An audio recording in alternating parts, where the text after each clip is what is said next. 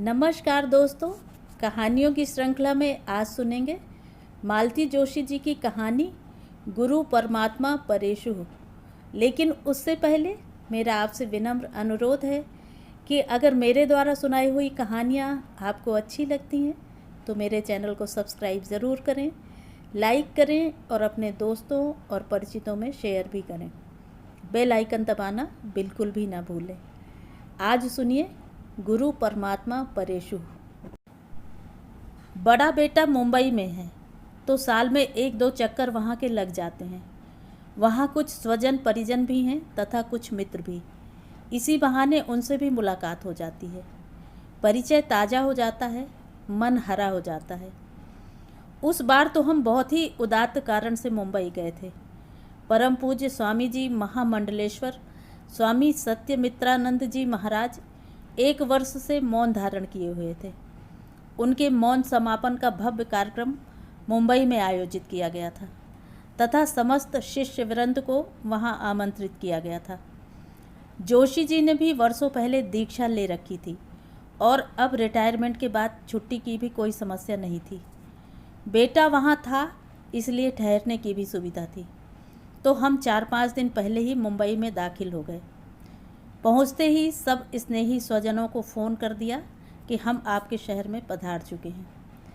सभी ने हमारे आगमन पर प्रसन्नता व्यक्त की, पर रिश्ते की एक दीदी तो गदगद ही हो गई। बोली, इस बार तो बड़े मौके से आई है। कैसा मौका? मैंने पूछ लिया, क्योंकि दीदी के यहाँ कोई बाल बच्चा नहीं है तो शादी सगाई का सवाल ही नहीं था। फिर उन्होंने ही खुलासा किया, अरे हमारे महिला मंडल का वार्षिकोत्सव है। हर बार तुम आकर चली जाती हो और हम तुम्हारा लाभ नहीं उठा पाते। इस बार नहीं छोड़ेंगे। उसके बाद इधर उधर की बातें होती रहीं। मैंने दीदी के प्रस्ताव को सीरियसली नहीं लिया था। सच कहूँ तो भूल भी गई थी, पर दूसरे ही दिन उनका फ़ोन आ गया, सुनो शनिवार शाम 4 बजे तुम्हारा कार्यक्रम रखा है। मैं तो दंग रह गई। दीदी, मैंने कहा, अभी तक तो उन लोगों ने मुझे कांटेक्ट भी नहीं किया है, कार्यक्रम कैसे रख लिया? अरे वाह, मैंने तुमसे बात की तो थी और मैं कार्यकारिणी की सदस्य हूँ। मुझे पूरा हक है तुम्हें इनवाइट करने का। मैं पसोपेश में पड़ गई। बात मुझे कुछ जंच नहीं रही थी। मुझे चुप देखकर वो बोली, तुम अब मना मत करना, नहीं तो मेरी किरकिरी हो जाएगी। फिर मनुहार भरे स्वर में बोली, ऐसा करो कि तुम लोग सुबह से आ जाओ, हम लोग साथ खाना खाएंगे, फिर ये लोग बैठकर गप्पे मारेंगे, हम लोग कार्यक्रम में चली जाएंगी। ठीक? क्या खाक ठीक, मेरी तो कुछ समझ में नहीं आ रहा था। अच्छे धर्म संकट में पड़ गई थी मैं। मुझे कुछ सोचने की मोहलत ही नहीं दी दीदी ने और फ़ोन रख दिया। बेमन से ही सही मैंने कार्यक्रम की मानसिक तैयारी कर ली और नियत तिथि पर हम दोनों भोजन के लिए पहुंच गए। सुस्वादु भोजन के बाद आराम भी ज़रूरी था, सो 2 घंटे आराम भी कर लिया। ठीक 3 बजे दीदी ने कॉफ़ी का कप मुझे पकड़ाते हुए कहा, अब जल्दी से तैयार हो जा, कम से कम 3:45 तक तो निकलना ही होगा। वे लोग कितने बजे तक आ रहे हैं? कौन लोग? वही महिला मंडल वाले। कोई लेने तो आएगा ना? क्यों आएगा? मैं हूँ ना, मैं तो कार्यकारिणी में हूँ ना, मैं तुम्हें ले चलूँगी। पहली बार मेरे मन में खटका हुआ।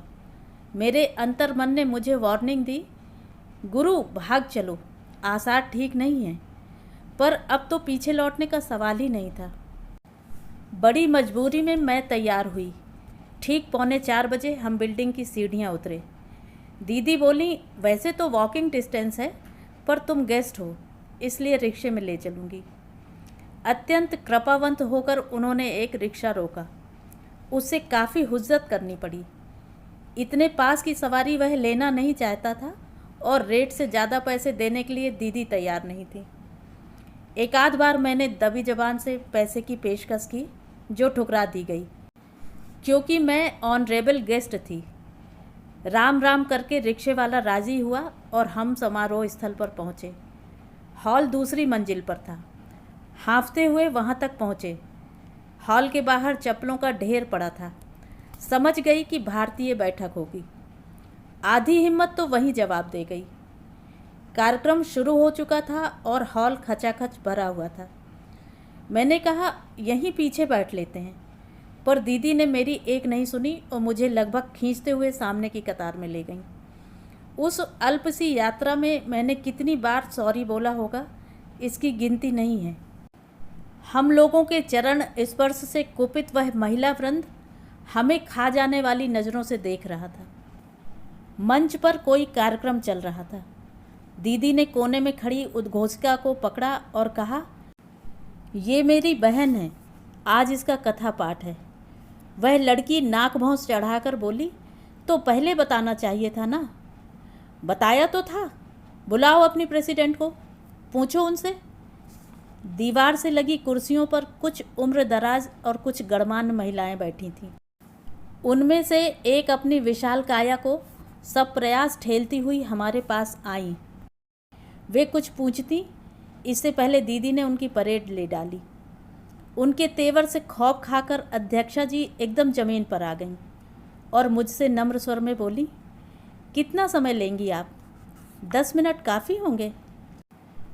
मेरा तो पहले से ही इस कार्यक्रम के प्रति कोई उत्साह न था, अब तो रहा सहा भी जाता रहा। मैंने मिमियाते हुए कहा, समय न हो तो रहने देते हैं। वाह, रहने क्यों दें? दीदी गरजी। अब ये उनकी प्रतिष्ठा का प्रश्न था, पीछे हटने का तो सवाल ही नहीं था। इसलिए बमुश्किल तमाम मुझे 10 मिनट अलॉट किए गए और कल रात जाकर मैंने 1 घंटे कार्यक्रम की रूपरेखा बना ली थी कि किस कहानी से शुरुआत करूंगी। सभा में कौन सी कहानी पढ़ना ठीक रहेगा, एक आध व्यंग भी सुना दूं तो कैसा रहेगा। सारी योजना धरी की धरी रह गई।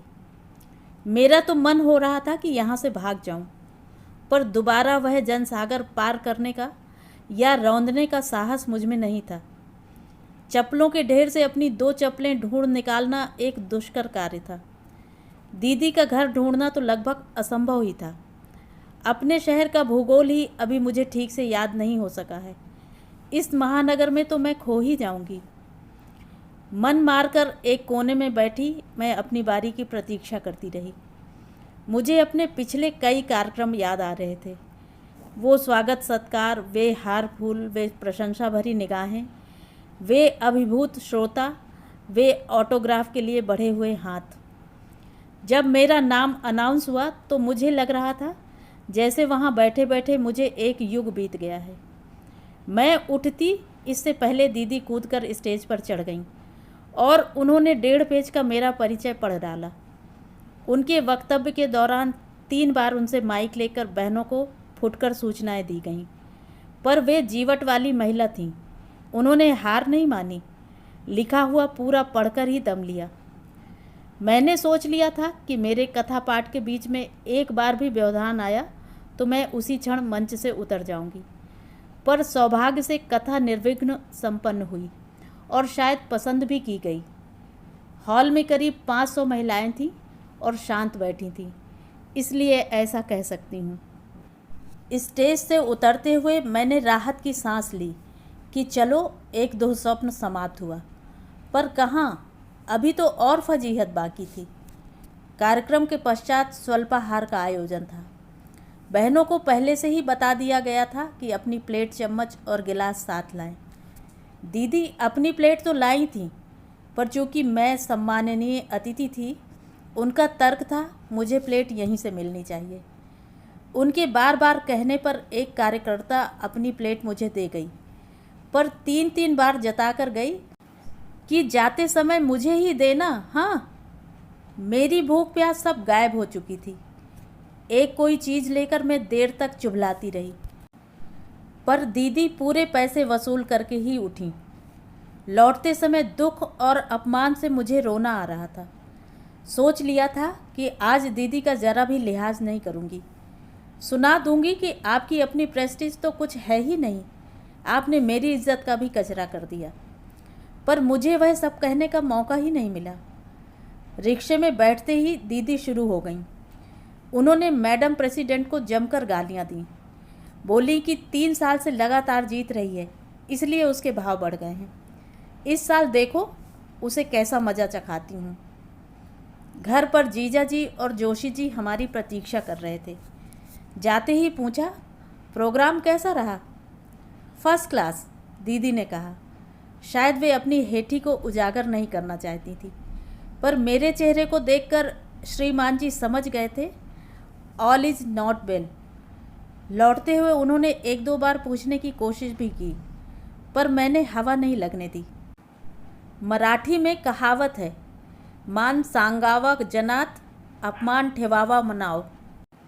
अर्थात सम्मान की बात सबसे कहनी चाहिए, पर अपमान की बात मन में ही रखनी चाहिए। सारी रात मैं सो नहीं सकी।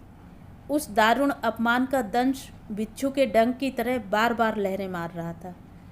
मैं उस घड़ी को कोस रही थी जब मैंने इस कार्यक्रम के लिए हामी भरी थी।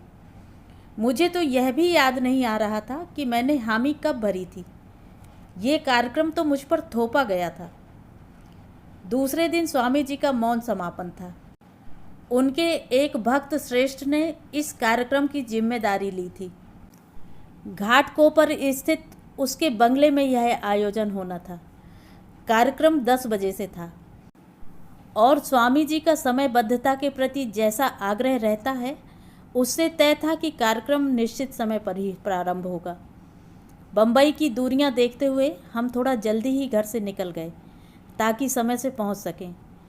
इस हड़बड़ी में कल की घटना पर बिसूरने का समय ही नहीं मिला। घाटकोपर का वह बंगला उस दिन दुल्हन की तरह सजा हुआ था। विशाल लॉन में भव्य मंडप खड़ा था जो फूल पत्तियों के बंधनवारों से सुशोभित था। मंच की सुंदर और सात्विक सज्जा देखते ही बनती थी।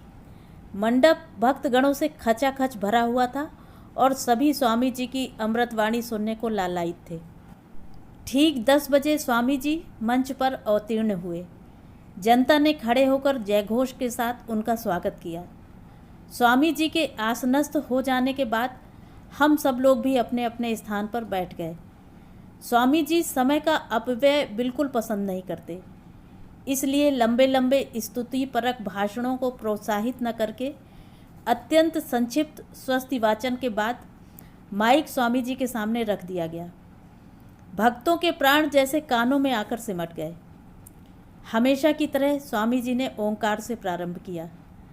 साल भर बाद उनके श्रीमुख से निकली वह ओंकार ध्वनि शुरू में कुछ थरथराती सी, अशक्त और निस्तेज लगी। उसके बाद सदा की भांति उन्होंने शिव स्तुति, दुर्गा स्तुति, गुरु वंदना, श्री राम स्तुति, हनुमान वंदना आदि के श्लोक पढ़े। क्रमशः उनकी आवाज़ प्रखर होती गई और उसमें चिर परिचित हो जाता गया। 10 मिनट के भीतर ही वह आवाज़ जनमानस पर छा गई। लोग अपनी समस्त इंद्रियां समेटकर उस अमृतवाणी का रसपान करने लगे। पुरानी बात है, इसलिए प्रवचन का ठीक ठीक विषय तो मुझे याद नहीं है, पर वे मान अपमान, राग द्वेष, सुख दुख, समभाव की व्याख्या कर रहे थे।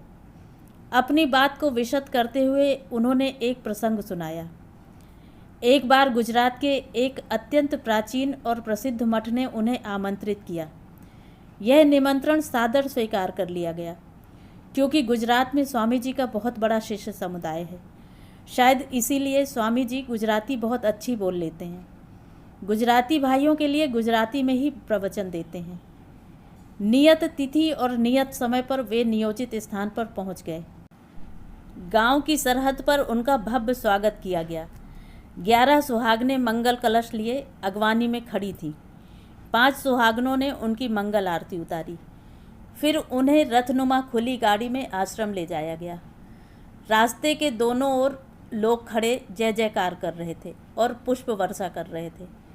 आश्रम के द्वार पर भी स्वागत की प्रक्रिया दोहराई गई। फिर मखमली कालीन पर चलते हुए मंच तक ले जाया गया। वहाँ चरण प्रक्षालन करने के इच्छुक लोगों की इतनी भीड़ थी कि व्यवस्था बनाए रखना एक समस्या हो गई। थोड़ी सी भगवत चर्चा के बाद फिर सुस्वादु और सात्विक भोजन हुआ। तदंतर स्वामी जी को विश्राम के लिए विशेष कक्ष में ले जाया गया। शाम को फिर प्रवचन हुआ, जिसमें श्रोताओं की अपार भीड़ थी। प्रवचन के बाद उस दिन का कार्यक्रम समाप्त हुआ और भोजन करने के पश्चात महाराज जी अपने कक्ष में चले गए। रात सोने से पहले थोड़ी सी ध्यान धारणा करने का गुरुजी का नियम है। वे उसी की तैयारी में थे कि देखा, कक्ष के द्वार पर मठ के प्रधान महंत जी खड़े हैं। स्वामी जी ने आगे बढ़कर उनका स्वागत किया तो बोले, आपकी आराधना में व्यवधान उत्पन्न करने के लिए क्षमा चाहता हूँ, पर एक आवश्यक बात कहनी थी। महंत जी अकेले ही आए थे। उनका आशय समझकर स्वामी जी ने अपने सेवक और अंगरक्षक को संकेत किया। वे दोनों कक्ष के बाहर चले गए। उनके जाने के बाद महंत जी को आदरपूर्वक आसन देते हुए स्वामी जी ने पूछा, कहिए महाराज, क्या आज्ञा है? मुझे एक बात पूछनी थी। आप कभी विदेश गए हैं? कई बार गया हूँ। साल में 2-3 बार तो जाना हो ही जाता है। अभी 15-20 दिन पहले ही दक्षिण अफ्रीका से लौटा हूँ। वहाँ मेरा बहुत बड़ा शिष्य वृंद है। विदेश से लौटने के बाद प्रायश्चित तो लेते होंगे? क्या बात करते हैं महाराज, आजकल प्रायश्चित कौन लेता है? पहले वाला ज़माना अलग था। ज़िंदगी में एक आध बार कोई विदेश जाता था। अब तो आना जाना लगा ही रहता है। कोई कितनी बार प्रायश्चित लेगा? वह तो एक कालवाह चीज़ हो गई है। महंत जी बोले, प्रायश्चित सामान्य लोगों के लिए कालवाह हो सकता है, पर आप जैसे धर्म मार्तंडों को तो शास्त्र का पालन करना चाहिए। यदि हम और आप जैसे संत लोग ही धर्माचरण छोड़ देंगे तो जनता के सामने मर्यादाओं का आदर्श कौन रखेगा? स्वामी जी ने कुछ नहीं कहा, मौन ही बने रहे। महंत जी ने ही अपनी बात आगे बढ़ाई। पता नहीं मेरे शिष्यों को यह बात कैसे पता चल गई है। अभी खुलकर तो किसी ने कुछ नहीं कहा है, पर खुसुर फुसुर शुरू हो गई है। सुबह तक विद्रोह के स्वर तीव्र भी हो सकते हैं। मैं बड़े धर्म संकट में फंस गया हूँ। मैं नहीं चाहता कि यहाँ आपका किसी तरह से अपमान हो। अत्यंत विनम्र शब्दों में महंत जी ने अपना मंतव्य स्पष्ट कर दिया था। स्वामी जी ने उन्हें आश्वस्त करते हुए कहा, आप चिंता न करें, मैं भोर होने से पहले ही मठ छोड़ दूंगा। आपका आश्रम अपवित्र करने के लिए मुझे खेद है। सुबह जिस आश्रम में गाजे बाजे के साथ जय जयकार और पुष्प वर्षा के साथ प्रवेश किया था, वहाँ से आधी रात को चोरों की तरह भागना पड़ा। उस रात गाड़ी दिशाहीन होकर दौड़ रही थी। आने वाले दिनों में गुजरात में उनके कई स्थानों पर कई कार्यक्रम थे, पर असमय कहीं भी जाना अशोभनीय होता। रेस्ट हाउस की तलाश में घूमते हुए एक साइन बोर्ड पर परिचित गांव का नाम पढ़ा तो याद आया कि इस गांव में एक शिष्य रहता है। 1-2 बार उसके घर पर पधरावनी भी हुई थी। पता ढूंढते हुए गाड़ी उसके दरवाजे जाकर खड़ी हो गई। अंगरक्षक ने गाड़ी से उतरकर दरवाज़ा खटखटाया।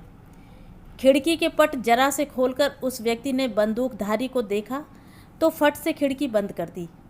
उन दिनों वहाँ डकैतों का बहुत उत्पात था। फिर ड्राइवर उतरा, सेवक भी उतरा।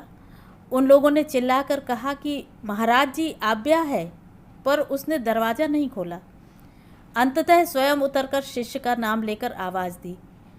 गुरुदेव की आवाज़ तो उसने पहचान ली, फिर भी पहले ऊपर वाली मंजिल से झांक कर देख लिया। इत्मीनान होने के बाद ही उसने दरवाज़ा खोला। बाहर आते ही वह चरणों में गिर पड़ा और बार बार अपनी धृष्टता के लिए क्षमा मांगने लगा। बड़ी कठिनाई से उसे आश्वस्त किया जा सका। वह रात उसी भक्त के यहाँ बिताई। यह वृत्तांत सुनाने के बाद स्वामी जी ने कहा, एक ही दिन में 12 घंटे के भीतर मुझे 2 विपरीत अनुभवों से गुजरना पड़ा। एक ओर सर्वोच्च सम्मान तो दूसरी ओर घोर अपमान। गीता का समभाव मैंने साध लिया है थोड़ा बहुत, स्थित प्रज्ञता मैंने अंगीकार कर ली है, इसीलिए मन का संतुलन बनाए रख सका, नहीं तो उस दिन टूट ही जाता। सहसा मुझे रोना नहीं आता। दूसरों के सामने आंसू बहाना मुझे कभी अच्छा नहीं लगा, पर उस दिन मुझे पता ही नहीं चला और स्वामी जी का प्रवचन सुनते हुए मेरे आंसू अविरल बहते रहे। मुझे कल की बात याद आ रही थी और अपने ऊपर बहुत शर्म आ रही थी। छोटी सी बात का मैंने कितना बतंगड़ बना दिया था। 4 घरेलू महिलाओं ने मुझे पहचाना नहीं, यथोचित सम्मान नहीं दिया तो क्या हुआ? कोई आसमान तो नहीं टूट पड़ा। इसमें इतना दिल को लगाने वाली बात क्या थी? वैसे भी मैं कोई विश्व स्तरीय लेखिका तो थी नहीं। राजनेता और अभिनेताओं की बात दूसरी है। लेखकों को तो वैसे भी कोई नहीं पहचानता। यह जो सामने मंच पर व्यक्ति आसीन है, यह महामंडलेश्वर की उपाधि से विभूषित हैं। देश विदेश में इसके लाखों शिष्य हैं। इसका प्रवचन सुनने के लिए लोग हजारों की संख्या में इकट्ठा होते हैं। अनेक नेता, अभिनेता, उद्योगपति इसके चरणों में शीश नवाते हैं। अपने दारुण अपमान को इसने कितने सहज भाव से ग्रहण किया है और अपने उस अनुभव को कितनी सहजता से बिना किसी दुराव छिपाव के श्रोताओं के साथ बांट रहा है। जीवन में अच्छे बुरे प्रसंग तो आते ही रहते हैं। हम उन्हें कैसे झेलते हैं, यह विचारणीय है। वह प्रवचन सुनने के बाद मेरे मन में धधक रही अपमान की आग अपने आप शांत हो गई।